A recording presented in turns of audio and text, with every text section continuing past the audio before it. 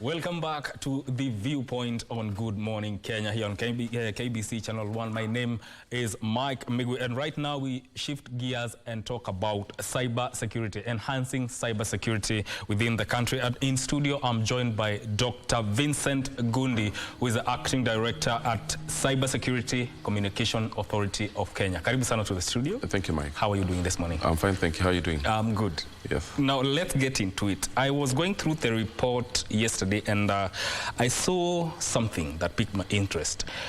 There's a very sharp rise in cyber security threats. Yeah. We are talking about 1.2 billion that were detected between October and December. Where is that emanating from? First, thank you again for hosting us. Yes. On such a topical issue. Cybersecurity is a concern for society. And it's also a national economic issue. And therefore, having this platform to share what we are doing as a country and also creating awareness is important to us. Yes. But just to go to your question, the rise in cyber threat is global in nature. It's actually not just about Kenya. Yes. But obviously, with the pronouncement by the government, led by our president, that Kenya is taking a deliberate effort to deploy technology so that you can reach many more Kenyans, both within and outside our borders, has significantly caused a lot of interest in terms of our cyberspace. Yes. The fact that we have over 14,000 public services now available online, on one hand, is a great benefit to the country because it enhances access to public services. Yes. But at the same time, criminals are listening. Of course. And they're saying that, okay, now we have more valuable digital assets, more valuable things to pick from cyberspace. Yes. And I think that's why you're seeing an increase, exponential increase for that matter, in the number of threats that are targeting our country. Yes. Yeah. We are talking about cyber threats and some of the attacks associated with malware, brute force. Maybe elaborate more on that. Okay. Yes. So there are a number of vectors that cyber criminals use to attack systems. So malware is one of them, which is, malware is really just malicious software designed to do bad things, for lack of a better word, on online systems. Brute force is a concerted attempt to access a system. I'll give you an example of a door, and you have a bunch of keys. Yes. You'll keep trying each one of the keys until you get the right one. So that's what a brute force attack is. Yes. It's combining using multiple usernames and a combination of multiple username and password to try and guess the credentials for a system and therefore access it.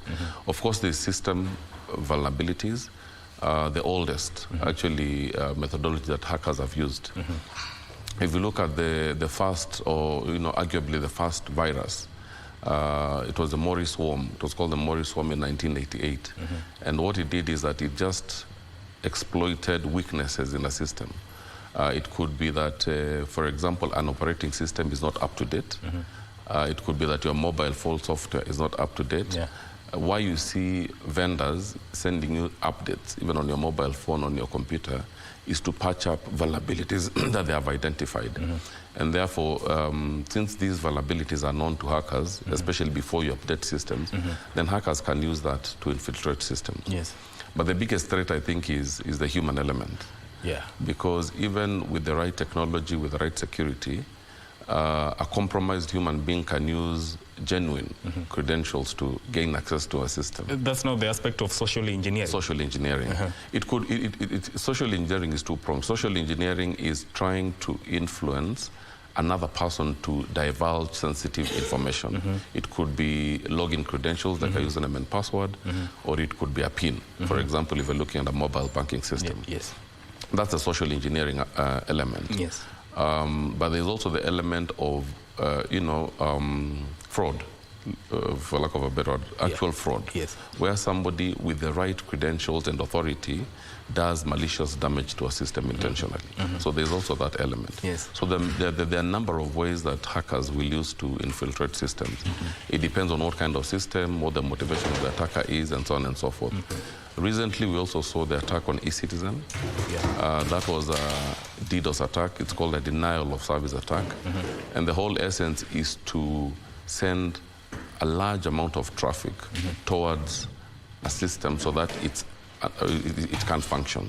So it's just flooding. It's like flooding a pipe with information until it passed, so that... And that is true, because there was a time when students were complaining, especially the ones that were applying for KUCCPS placements. Yeah. They were complaining about delays in systems, especially on eCitizen. Yeah. Yeah. So it happens. You know, eCitizen actually brings together various platforms. Yes. It is like a consolidation of all platforms into one space, so that it eases access for the public. Yes. And therefore, eCitizen is made up of multiple systems that have just been integrated into one. Yes. So it could happen that it's not the entire eCitizen that is down. It could be just one of the services that is down.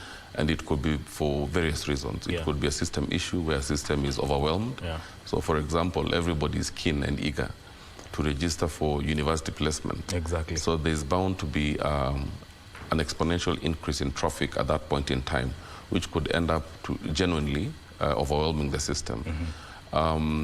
And so there are various ways of looking at it. Yes. Yeah. Now, were there, between the period mentioned in the report, between October and December, what are some of the industries that were hard hit by these threats? I think we saw an exponential increase in attacks on ICT systems. Yes. Government systems as well, obviously. There was some attack on that. Yeah. But when you talk about ICT systems, remember you're talking about all systems, because all systems are really ICT systems. Yeah. But we saw attacks on mainly the telecom sector, the ISP sector, the internet service provider sector, but we also saw some attacks on the financial sector as well. Yeah. And now, when we talk about cybersecurity, there's also the aspect of cloud security. How does it differ from the traditional cyber threats? Remember, cloud services are an application like any other. It's only that they are hosted in data centers that could, you know, be spread across the world to ensure that the systems are available as much as possible.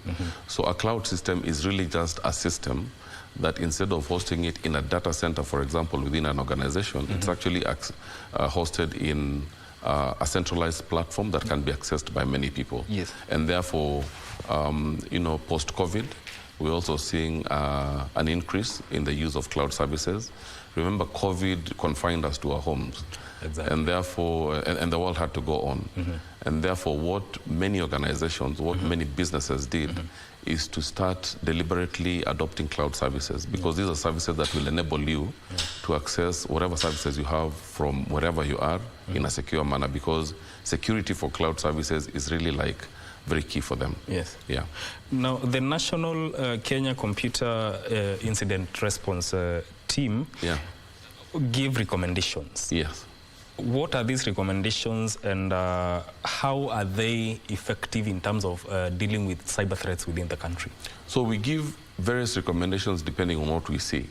Remember, one of our responsibilities at the National SAT is to monitor the threats that are targeted at our country. Now, the kind of threats, the severity of the threats, the number of threats in terms of impact vary from time to time, because various issues can lead to certain aspects of cyber criminal activity being more pronounced. In the last quarter, that is October to December last year, the most significant threats that we saw were based on system vulnerabilities.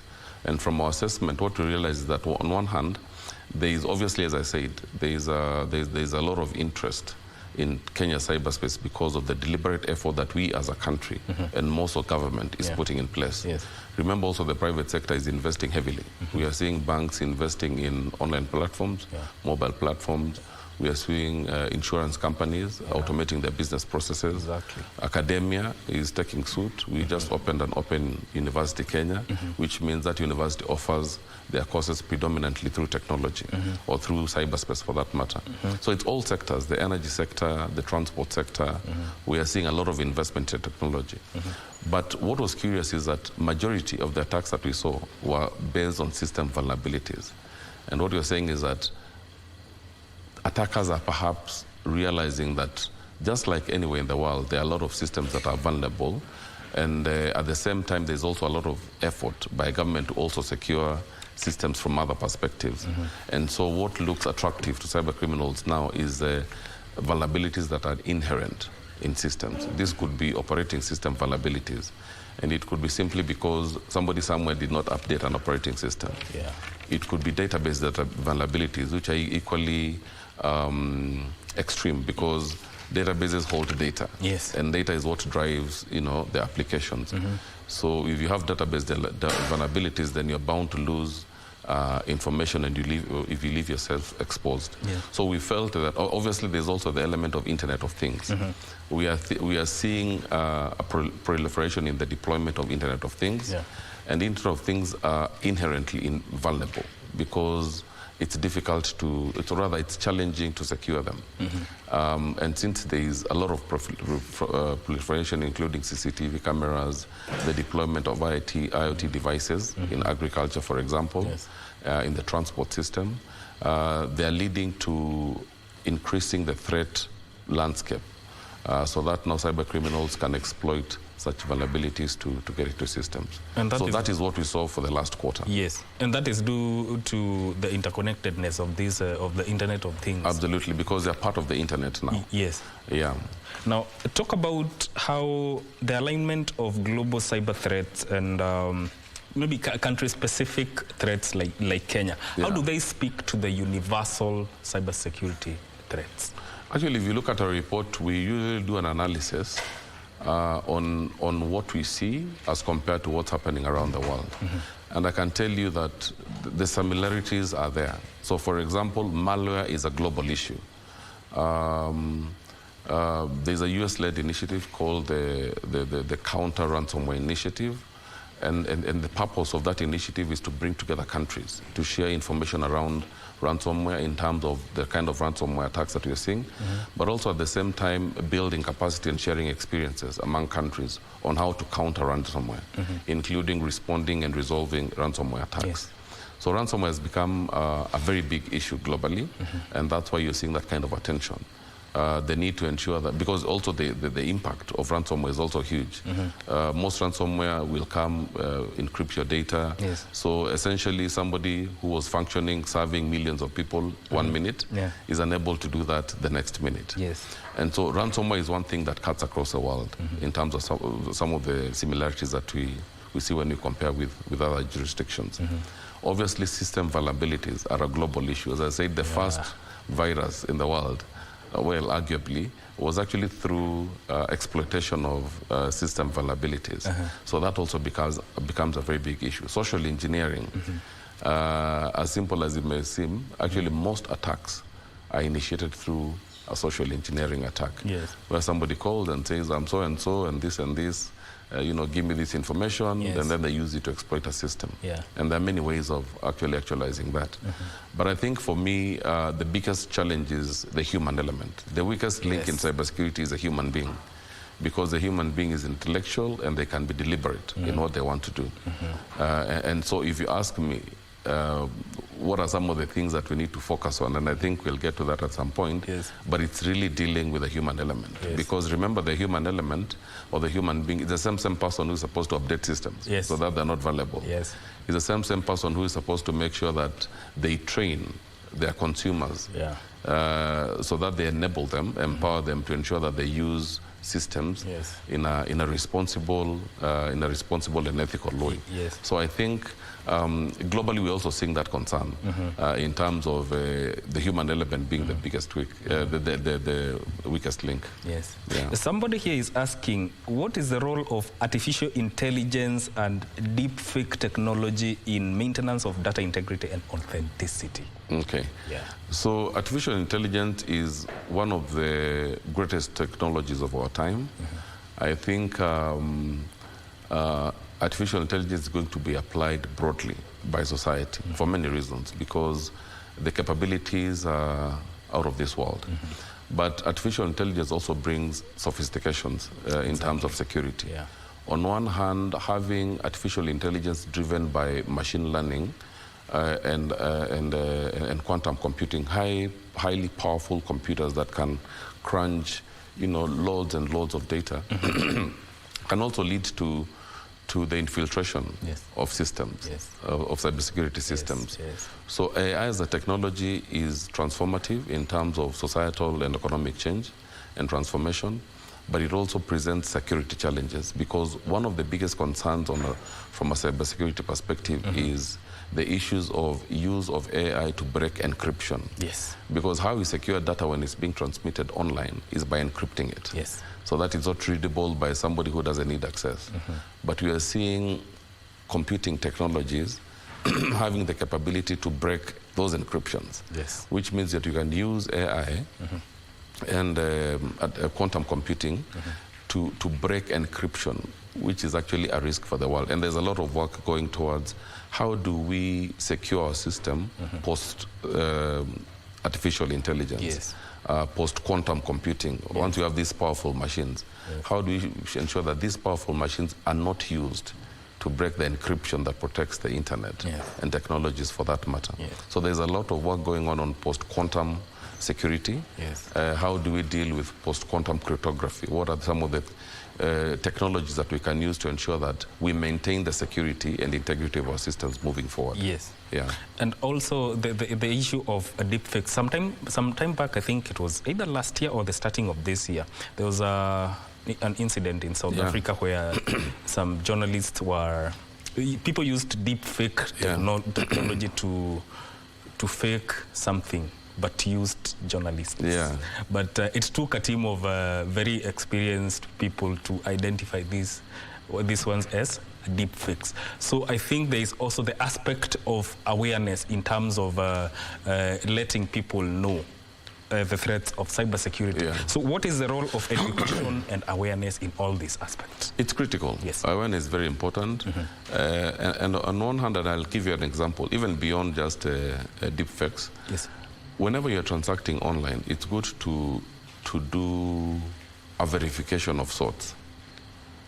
Just a verification of sorts. And there are many ways of doing it. Yes. One is, can you do a background? For example, if you're doing a financial transaction, or if you're sharing sensitive data, can you first have an assessment of whether the platform that you're using is indeed the platform that you're supposed to be using? Exactly. And I think at times people get excited when it comes to using online technologies and they forget the issue of verification. Because impersonation online is real. Yes. If there's a valuable digital asset or platform online, then there must be somebody out there who wants to impersonate that technology. Deepfakes, again, a little bit more sophisticated because they look real, even for the most experienced person. And I can tell you, even the best of us have been victims of deepfakes because they are as real as it can be. Yes. But I think the issue of being cautious online as you transact, for me, I think is significant. Ensuring that users take responsibility and they just put that effort to make sure that when you're transacting online, when you see a video, you need to find ways of, is it really what it says? Authenticating. What is the source, for example? If it's news that is being shared by KBC, for example, I would be very happy to refer to a video or content that is on the KBC platform. Yes. Knowing that KBC can also be compromised, but at the very least, I know that if I see information on Kenya Broadcasting Corporation, then it's bound to be authentic. It's credible. Because it's credible. Because this is a media house, a national public broadcasting station. You have rules, regulations, you're governed by law. So if you're putting something online, then it must be credible and authentic, or at least credible. So we need to make that effort. If we are referencing, even in academia, when you're referencing and you're picking, scholarly work, are you going to just go to any website, or you try and look at credible places, perhaps universities or research institutions that can lay credence to the kind of information that you're borrowing? So awareness is significant. I think for me it's paramount that we keep informing our people and across the demographics, from children, parents, teachers, the working class, the non-working class, the business people, everybody, the elderly, everybody needs to be informed. If you look at mobile money, for example, it's being used across all demographics. Anybody who is over 18 years of age is most likely using some mobile money platform one way or another. What are some of the things that you're seeing? Fraud. Because somebody called you, told you they're a mobile operator, they're upgrading their system, share your PIN. And especially, the elder. And the next thing, your money is gone. I just saw a case, I was just listening to the news as I was coming, and just recently, I think it must be a few days ago, yes. You know, and some tenants were defrauded.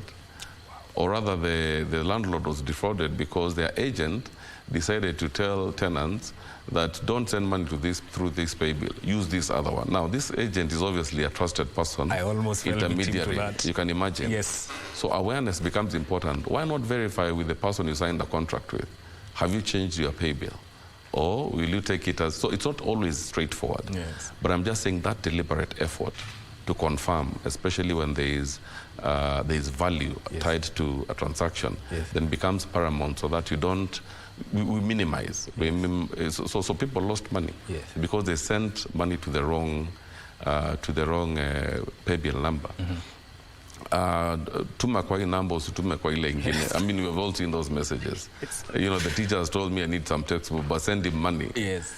Through this number. You know, you've seen those messages allegedly from students yeah. To their parents, yeah. telling them to send money. So it's not also the sophistication of the issue. Mm-hmm. It is actually the impact. Because you can imagine if that message is sent to thousands and thousands of people, there are people who are bound to send money. And I can tell you, since you see it happening over and over again, then it means mm-hmm. that actually people do send money yes. When they get such messages. So yes. Awareness is paramount. Yes. Yeah. Thank you so much for gracing our show. Thank you. This has been a very eye-opening session, and I hope in future we'll have more talk about this issue of enhancing cybersecurity. Yes. We have been talking to Dr. Vincent Ngundi, who is the Director of Cybersecurity at Communication Authority of Kenya. This has been Good Morning Kenya. My name is Migwi, and on behalf of my colleagues Vivian and Victor Olo, have a good morning and enjoy the rest of your viewing.